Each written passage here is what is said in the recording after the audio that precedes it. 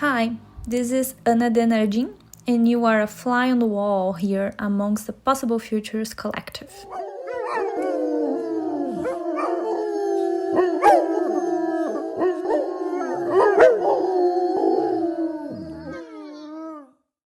Fear is coloniality's sharpest weapon. Not only the fear born of explicit violence we can easily name, but the quieter kind embedded deep in our emotional reflexes. Fear of rejection, irrelevance, instability, invisibility, loss of identity. Colonial power breeds these existential anxieties inside individuals and institutions, which play their roles in a highly coordinated fashion thanks to well-financed, powerfully effective manipulations of fear. It's a brilliantly cheap business model. Weaponize fear, outsource enforcement to the individual. Fear activates threat and defense behaviors that compel people to double down on beliefs, identities, and self-stories to avoid meaning violations. Moments when the stories held about the self no longer add up, exposing inconvenient and often unacceptable truths. In response, individuals tend to dissociate from these fractures and cling to idealized self-images, behaving like wounded egos scrambling to maintain meaning. Any perceived threat to identity, purpose, or legacy triggers compensatory responses designed to restore the narrative, protect the ego, and preserve continuity. The tactic is precise: manufacture fear, then offer the colonial system itself as relief. Better to keep feeding the machine than risk unraveling the very architecture of identity, reputation, and legacy you have invested a lifetime constructing. And that's precisely how the system sustains itself, not just by controlling the conditions of action, but by influencing the internal scripts individuals and institutions follow. Coloniality doesn't just shape policies and workflows, it choreographs the emotional life of entire sectors. Through behavioral codes, institutional norms, and sanitized notions of work culture, it manufactures fears that guide how individuals respond to discomfort, contradiction, or ethical tension. This is the genius of colonial strategy. It no longer needs to monitor behavior when it controls emotion. Fear of rejection fuels hunger for belonging. Fear of irrelevance produces a desperate chase for validation. Fear of instability binds people to toxic ambition. Coloniality persists because it feels safer than whatever might exist beyond it. So we ask, what kinds of fears has coloniality designed to keep itself alive? How do these fears choreograph behavior differently at the level of the individual and institutions? How are they produced, nurtured, and weaponized across positions of power? How can we tell whether we are reacting from ego and trauma or acting from integrity? If colonial fears organize our emotional lives so effectively, what strategies can we put in place to emotionally disinvest from the system they uphold?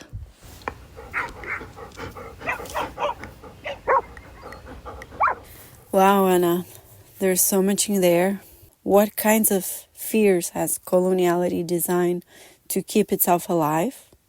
What comes to my mind is that part when Fanon mentions about the abandonment neurosis present in colonial dynamics and reinforced by coloniality in black skin, white masks, that he described that this kind of neurosis is based on three aspects: the anxiety aroused by any abandonment, the aggressivity to which it gives rise, and the resultant of the devaluation of self, and how coloniality creates the condition for this kind of neurosis in which the figure was performing coloniality with power over somebody else becomes this absent father figure, trying to give an image of protection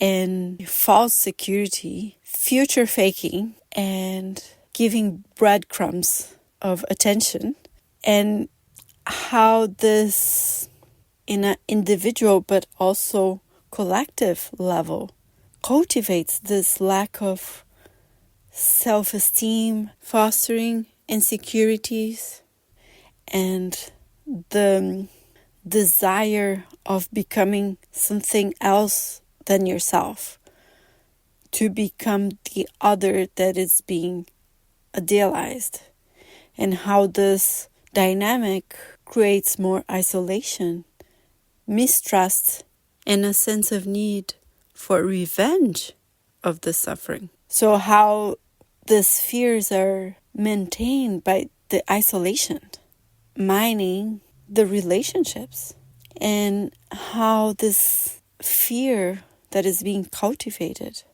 creates an attitude that is not about caring for the relationship or for the people who you're relating to and with, but it becomes about not being abandoned. And how this fear, if not addressed, can be turned into an entitlement to be loved. He mentions that in the book in a way that it's very clear, of like this thirst for any kind of reparation that is completely unrealistic, of reparation that needs to be absolute and forever, and becomes a prison. And so I think there's a lot of there that when we think about fear and colonial fear, about this narratives that create this false sense of security so they can profit on desperation. Anna mentioned that there is a colonial environment upon which fears operate, including through colonial systems that form the backdrops to our lives, such as institutions and urban design. These are things that are too big and too important to be questioned, and therefore we believe that they cannot be changed. Louisa further described the internal workings of coloniality within the self that has encultured and manipulated us for generations upon generations to prime colonial fears. Colonial hegemony is the result of centuries of violence by European colonizers who have not yet faced nor served justice. This is the world order under which colonial atrocities create histories that turn into our futures. This is the world order under which systemic fears can operate. Without this environment, colonial fears alone wouldn't work. Control would have to be operationalized through police and state violence. This explosion has a short fuse. We see this all the time in civil unrest in the global north or the global south. Without colonial hegemony, such systemic fears actually have very limited power to dictate individual and collective beliefs or behaviors. When those limits are reached, the state deploys armed forces and militia, just like they did in the colonies. Today, colonial hegemony is collapsing as the global north implodes under its own weight. Some say it could not have happened any other way. As it collapses, it desperately consolidates and tightens its grip on power, retreating more and more rapidly into beliefs that make it blind, into insecurities that make it aggressive, into propaganda that has already cycled into insanity. These are the conditions we continue to live within, and so will the coming generations. The carrot and the stick complement each other. Systemic incentivization doesn't work without systemic punishment. Coloniality manufactures and maintains false identities built upon false securities. Fanon described this as a form of collective narcissism built upon collective fears, collective insecurities, becoming a system of culture, self-regulated and self-policed, always seeking validation as narcissistic supply, an addict to praise, assurance, and reward. Training a human being is really not very different to training a dog. You don't need these fears to work forever either. You just need for it to work in those critical moments in which investments in colonial structures are about to happen. These are all about contracts designed to manufacture false certainty about futures that can never be predicted nor secured, such as the moment you get a job offer and must decide whether to go for it, to sign that contract, to become compliant to that employment structure. Or the moment you get married and must sign the legal paperwork to become responsible under that governance structure. These contracts embody the mechanisms of control that feed fears and insecurities, that define structures of reward and praise, that create a structure of behavioral compliance in exchange for security within a colonial world order that has caused planetary systems collapse. Those moments of contract signing are the moments in which we are most exposed to and closest to freedom, in which we are inculcated to pay most attention to our taught fears.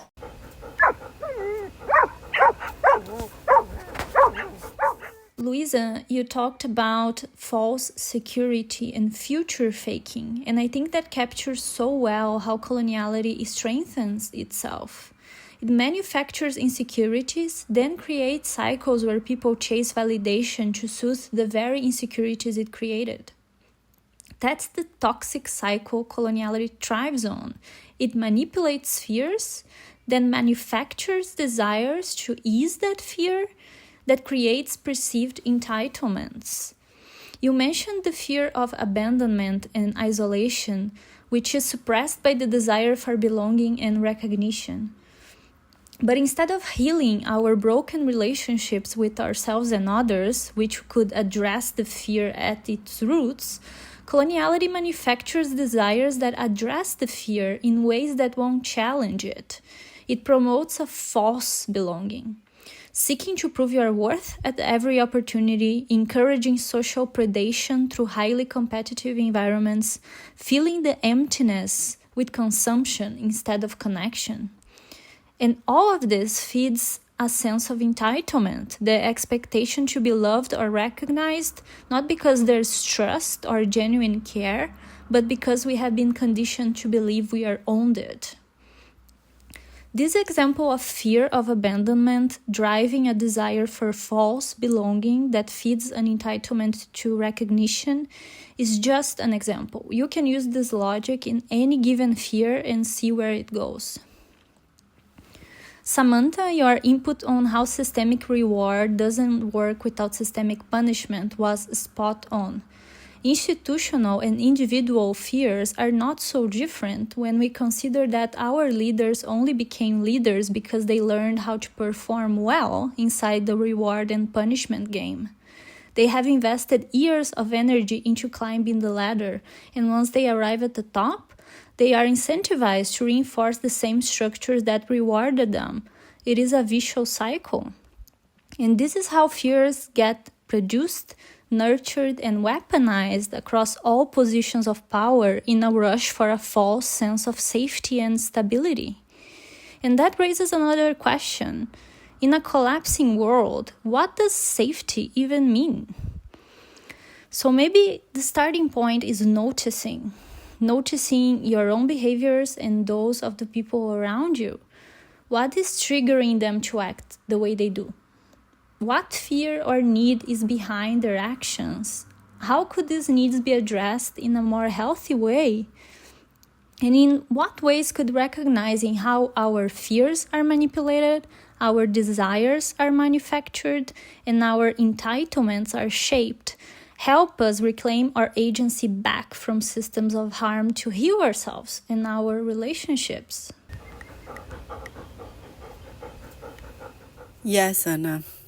This mechanism of weaponizing fear in order to manufacture and cultivate colonial desires is what feeds this false sense of belonging.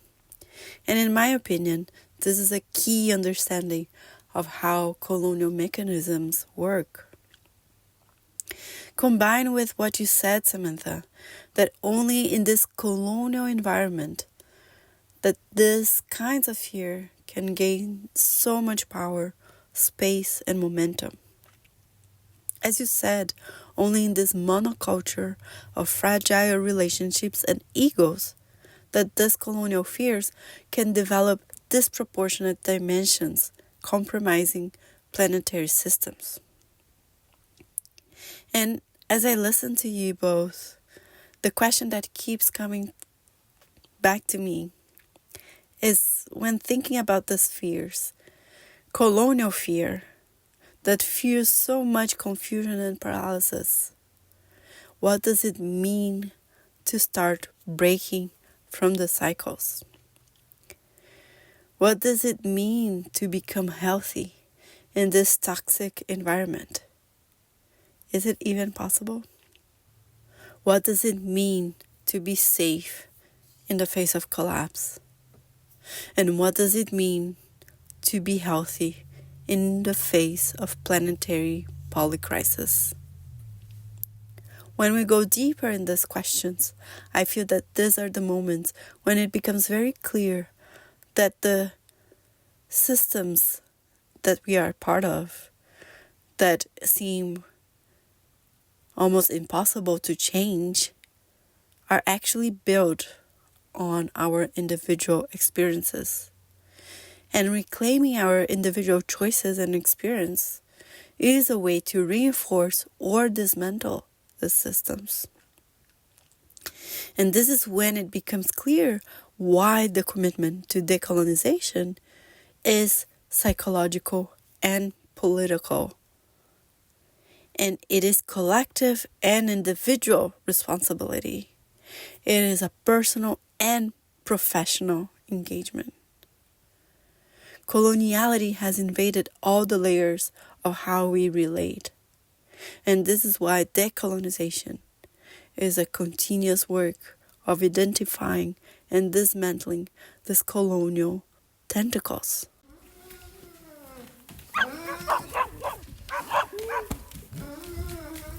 Coming back to the questions you posed for us, Anna, how can we tell whether we're reacting from ego and trauma or acting from integrity? What strategies can help us emotionally disinvest from the system they uphold? Well, I think we learn best from making mistakes. In many ways, it's necessary to cross that boundary, but of course, mistakes have consequences, and we don't realize quite often something is a mistake if we are rewarded instead of punished. And so it's necessary to research and to build experience. Research is needed because of coloniality's isolation tactics to divide and conquer. It's not publicized to you mistakes that others have made that you might learn from, for example. Because coloniality doesn't want you to learn.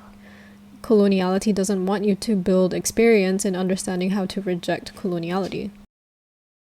But in order to learn how to do research, how to build experience, and how to take different approaches, we must first muster the maturity to commit. Through our work at Possible Futures, we have seen that many people find this maturity through different routes. Some people find it through their children, or otherwise known as the weight of responsibility of what we leave the next generation. Others find it through having screamed at every brick wall only to realize that they have been held this whole time in a proverbial jail cell. Or perhaps folk find it through quitting an addiction or through committing to religion. What's similar about this thread, way I see it, maturity is understanding that we are unwell individuals in a toxic society regulated by a carefully controlled culture that is articulated and manipulated by colonial power structures. This mechanism is so advanced today that we as individuals are no longer even sure if our inner thoughts and habits are original or instituted. In our last conversation, I brought up the Orwellian conceptualization of doublespeak. He also brought up double thought.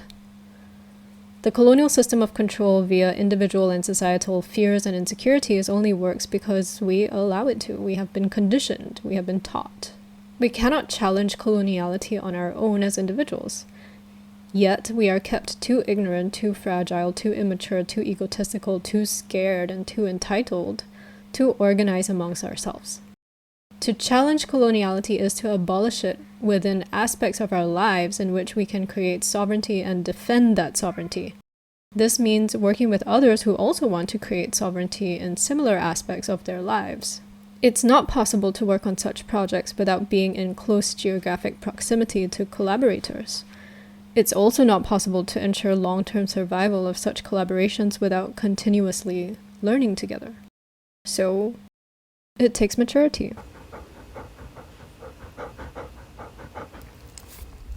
What Samantha named about experimenting, making mistakes, and learning out loud with trusted others is the ground we have to work on because, as Samantha said, challenging coloniality requires a skill set that obviously colonial systems neither teach nor incentivize. The ability to stay with not knowing, to resist the reflex of control on how others think or act, the capacity to recognize the systems of privilege and oppression we are moving within, the discipline to assess our own coloniality in real time, creating, implementing, and iterating strategies to address harm with repair instead of defensiveness. Fostering an environment that builds those skills is a crucial part of collaboration in service of decolonization and supporting others in caring for themselves. Decolonization is not just political change, it's existential demolition. In possible futures, we have seen it again and again. When people finally see how deeply coloniality is embedded in themselves, there's often a meltdown. The collapse of self-stories, the shattering of the good person myth, the scaffolding of identity, relational habits, the invisible privileges that have held conceived perceptions of the self together. This is the shedding that has to happen if we are to live without the false promises we have been taught to depend on. It means grieving their loss, embracing the uncertainty beyond them, and retraining our instincts so we can act from integrity instead of ego, from care instead of fear. If we don't break the emotional contract coloniality has written into us, we will rebuild its architecture into every new world we imagine. Commitment to decolonization means refusing to do that, even when the cost is comfort, even when it changes who we think we are. And that is the work, that is the point, that is the commitment.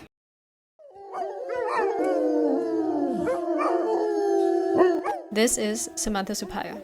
This is Luiz Oliveira. This is Ana de Nardim.